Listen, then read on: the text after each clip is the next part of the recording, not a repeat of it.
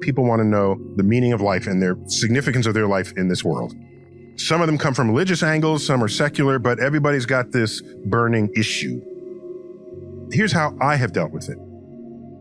So often people say, I'm looking for meaning, implying that meaning is something out there waiting to be found by you. Is it under a rock, behind a tree, in a monastery? You go looking for it. And I'm not satisfied with that as a solution to the question. I think we have the power to create meaning in our life. But why do we long to live forever? We want to live forever because we fear death. We fear death because we are born knowing only life. Yet we don't fear having never been born. While it's surely better to be alive than dead, it's even better to be alive at all than to not ever exist. Religion through the ages has offered detailed accounts for what happens after death. For some, it includes what happened before you were born, a basic tenet of reincarnation. Science doesn't have much to say about Valhalla or Elysium or Hades or heaven or hell or the spirits of your ancestors. The methods and tools of science do, however, make cold, concrete statements about what happens when you die. Upon death, there is no evidence that you experience the consciousness you enjoyed while alive. The electrochemical source of all your thoughts, feelings, and sensory awareness of the universe, your brain, which normally lights up an MRI, becomes starved of oxygen. We know that's you disappearing because people who experience a series of ultimately fatal strokes tragically and systematically lose function of their mind and body as they descend into a state of non-existence. That's not as odd as it sounds. Were you conscious before you were conceived? Did you complain? Where am I? How come I'm not on Earth?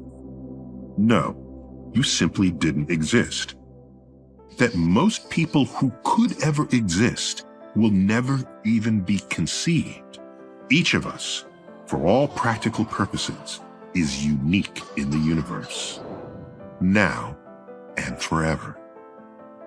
Being alive is the time to celebrate being alive, every waking moment. All along the way, why not strive to make the world a better place today than yesterday, simply for the privilege of having lived in it? I recognized long ago that in a free society where I'm not enslaved and I'm not, an indentured servant and I have some freedom of choice,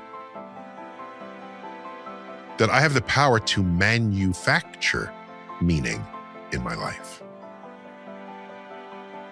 I can make decisions about my own life that create the meaning. For me, a meaningful life is learning something new tomorrow that I didn't know yesterday. Otherwise, it's a wasted day. You know the prisoner who puts X's in the boxes on the wall for the day they get out? I have that in my head, and the day that I get out is the day I die, all right? And what these boxes remind you of is every day you're alive, you're one day closer to death. So there's one fewer days in there to accomplish something that you might have wanted to accomplish. So I want to keep learning about our world, about each other, about things I don't otherwise know about. So one of my measures of meaning is how much more do I know about the world tomorrow than I did yesterday? Because almost any path you take will make you wiser as a person. So I value wisdom. That gives meaning to my life.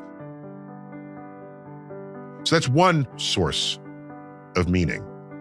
Another, and it's directly traceable to my parents, but I'd like to also think it's traceable to common sense, is spend a little bit of your life lessening the suffering of others.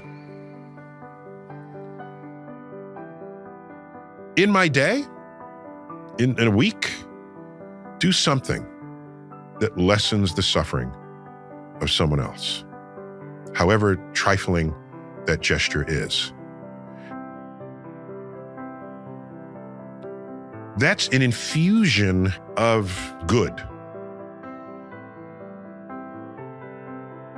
Yeah, I'm value judging it. I'm saying, yes, it is a good thing to lessen the suffering of others.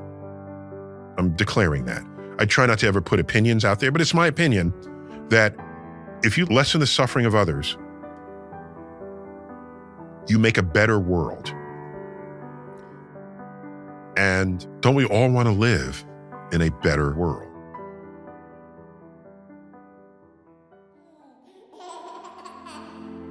The way I look at it is the knowledge that I'm going to die that creates the focus that I bring to being alive. The urgency of accomplishment. The need to express love now, not later. If we live forever, why ever even get out of bed in the morning? Because you always have tomorrow. That's not the kind of life I want to lead. I fear living a life where I could have accomplished something and didn't. That's what I fear. I don't fear death.